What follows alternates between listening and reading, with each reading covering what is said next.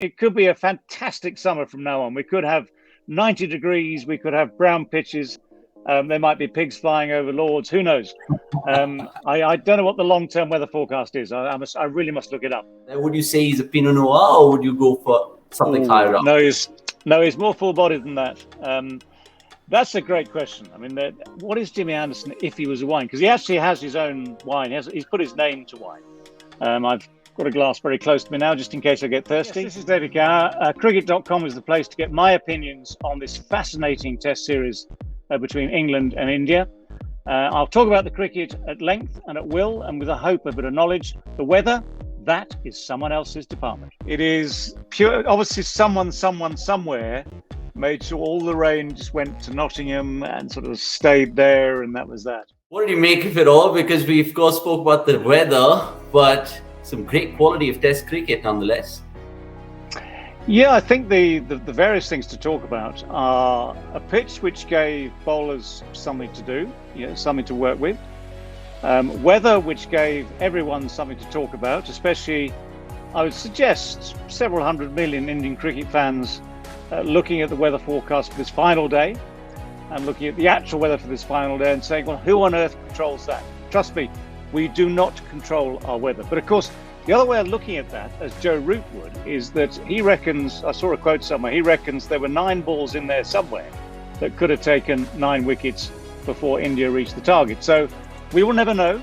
But I think we had one of those Test matches which was intriguing because when there's enough help for bowlers to make it interesting, and batsmen have to work hard. I mean, okay, as an ex-batsman, I wouldn't necessarily have gone for that as a first choice, but when batsmen have to work hard, you can tell the difference in class, can't you? You can tell when someone like, say, for instance, Joe Root, who batted beautifully, especially in that second innings, but both innings looked a class apart in terms of England's batsmen. You can tell what is possible, and at least that gives a clue to everyone, that the best are the best for a reason. I mean, the irony is, and I have to put my hand up and confess here straight away, when we talked about this game beforehand, when you gave me the quickfire round and who was going to be the highest scorer in the series, I instantly said Virat Kohli. Well, he's got off to a fantastic start, hasn't he, with a quick duck, the quickest possible duck, which doesn't help my punditry. I'm sure he'll come back, to be fair, without a smile on my face, without being facetious. He will come back, of course, and has the chance to make a lot of runs in the next 4 games. But Test cricket like that, I think, is intriguing. I think when you lose a little bit of time, obviously it keeps the pressure on the time factor. But I think we have potentially missed a rather good finish. Yes, I would agree. If anyone, by the way, is listening back there across the airwaves, I would agree that India were favourites on this final day. If the weather had been anything like half decent, in that position with the runs required and the batting lineup, you'd say India were favourites. But of course, this is why we watch Test cricket. It's because every now and again things happen that you cannot predict. So anyway, on behalf of the English nation and behalf of the English weather, my apologies. An apology accepted from a billion fans, of course, watching us right now. Which side do you think, David, will be perhaps most disappointed? I think India will be the most disappointed. I think England will know they had all sorts of problems, especially with a lot of their batting. I think when we talked about the game beforehand, we suggested, I was very, very strong on saying that both bowling attacks are very good. And we saw evidence of that. We saw, for instance, Jimmy Anderson, throwing off the years. Every year he gets a bit older. Doesn't seem to make a lot of difference to him. He bowled absolutely beautifully. We saw the potency of the Indian attack, Jasprit Bumrah to the fore. But that attack seemed to be gelling pretty well as well. So the question marks, I think, and depending on pitches throughout the rest of the series, the question marks will always be on the 2 batting lineups. Now, with Joe Root playing well, that sort of props up England's batting. And the problem is, if you remember back to the series between India and England early in the year in India, if you remember back to that, when Joe Root gets runs, England are competitive. When he doesn't, then it seems to be a very different ballgame. So he needs support. So from an English viewpoint, yes, we'd obviously love Joe to carry on batting as he did in his first Test match, and as would he. But he knows, and they know, the rest of that top 6 know they need to produce more runs. There was the odd sign of form, for instance, from Burns in the second innings, a little bit of form from others. but someone else has to make a big score. We all know the rules of this game. If you're going to make big scores in Test cricket, you cannot rely on one person. Therefore, at least two people need to make a proper 100, that sort of thing, to get a big score on the board. And likewise, the same thing applies to India. Yes, of course, the greatest batsman in the world, potentially Virat Kohli, missed out. But then you've got Rahul comes in and plays very sensibly and very, very well. And then you look at the scores around him, and there will be batsmen in that Indian lineup knowing that they have a lot of work to do to get themselves into some sort of form for them to make big runs. But conditions won't always be as they were at Trent Bridge. That was a pitch that was quite interesting to watch and to bowl on. Lords, for instance, they can leave a little bit of grass on at Lords, but that still tends to play as a very good pitch. And if there's any decent weather, and I promise you we every now and again do get decent weather, then that would be a slightly different sort of game.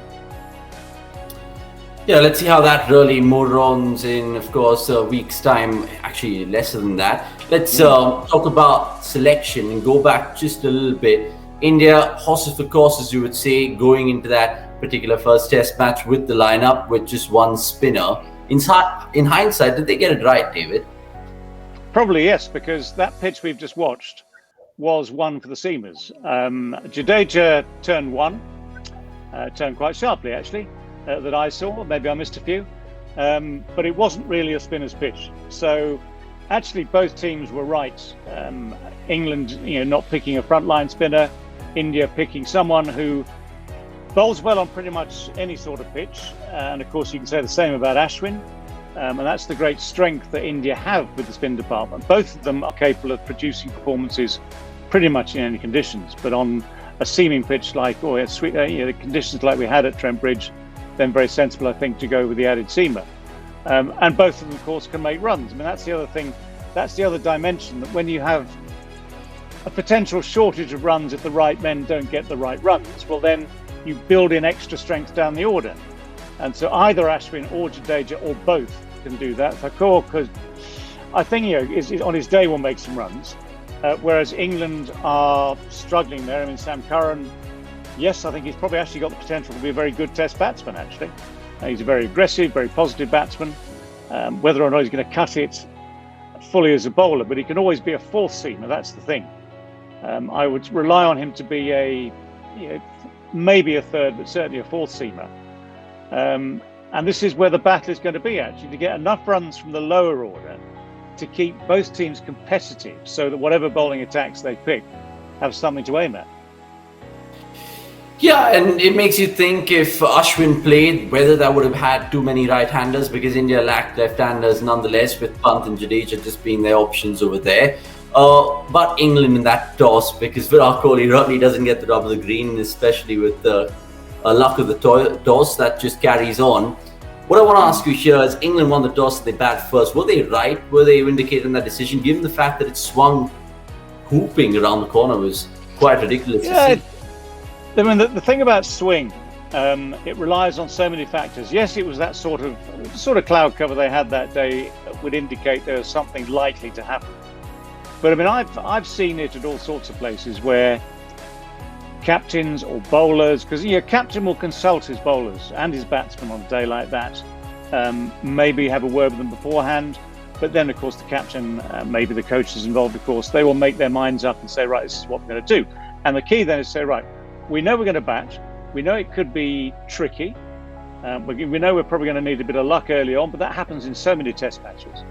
And a pitch like Trent Bridge, quite often after sort of the best part of it, which is likely to be day 2.5, 3, that sort of area, as it turned out that was true, then you get a bit of uneven bounce later on. So you're always trying to second guess what will happen in the fourth innings, whether or not you'll have enough runs to go to a fourth innings or to make it interesting, whether or not if you get to that fourth innings, enough will be going on with the ball, not necessarily in terms of swing, but in other things as well, to give you an edge as well. So all these things are what make that decision at the toss always an interesting one.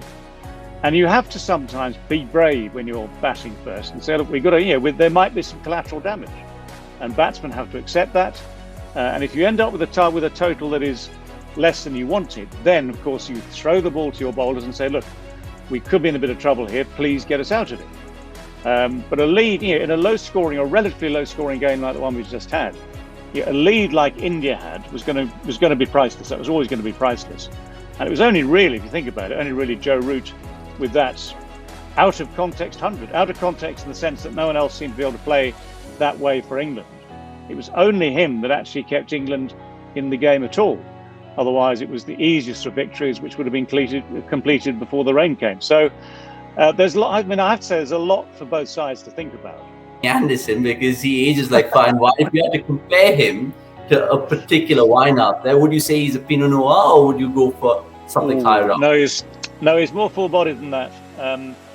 That's a great question. I mean, what is Jimmy Anderson if he was a wine? Because he actually has his own wine. He's put his name to wine. I confess I've not tasted it yet. There seem to be a lot of us actually involved in one way or other with wine. I profess myself to be reasonably knowledgeable. I've got a glass very close to me now, just in case I get thirsty. I reckon for Jimmy, he's a mix. So he's more than just one grape. He's a bit of a blend. He's a bit of Cabernet. He's got that sort of rasp that raw Cabernet has. So you've got an edge that raw Cabernet has. He's got the smoothness of Merlot. So this is going to make him into a very good claret. And clarets, as we know, age beautifully and last an awful long time. And they are the highest quality wines. So I think he has to be a very, very good red Bordeaux. What about your player of the match? Because you spoke about quite a few. If you have to really give your man of the match award to someone out there, who would that be?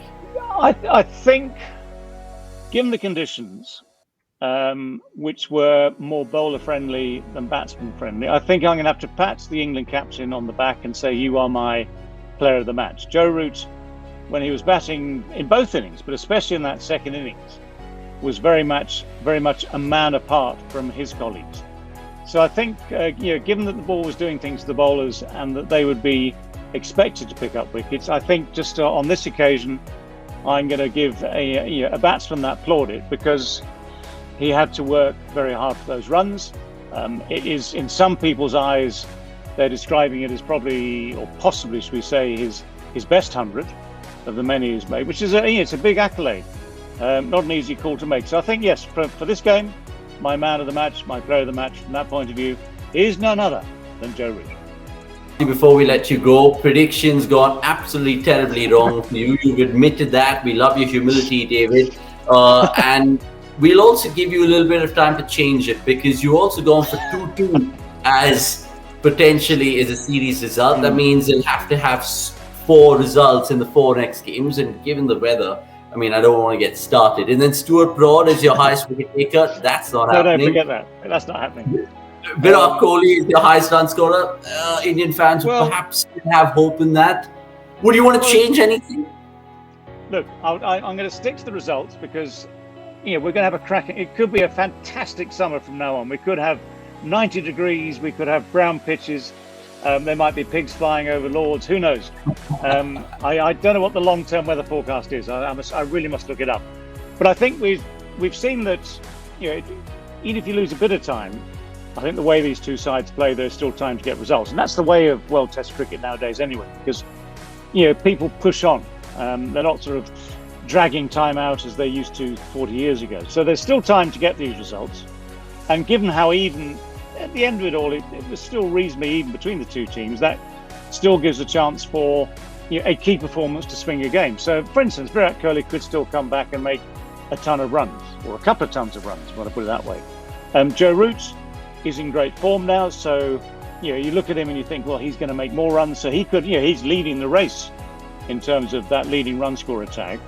Where I'm going to go for the bowling, I think, when you threw the question at me last time, through my mind went, how many Indian bowlers are going to be? Who is it going to be? I was thinking Indian bowlers. I was thinking England. I was thinking, I don't know. And I went just like that. Stuart Broad. So Stuart, bless him.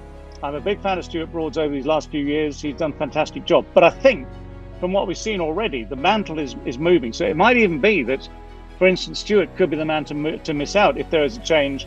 If, for instance, they bring Mark Wood in for extra pace, if, for instance, they want to play the spinner in Jack Leach, then it could well be Stuart Broad who is the man who gets to sit on the bench. So that takes him out of contention to be the leading wicket taker.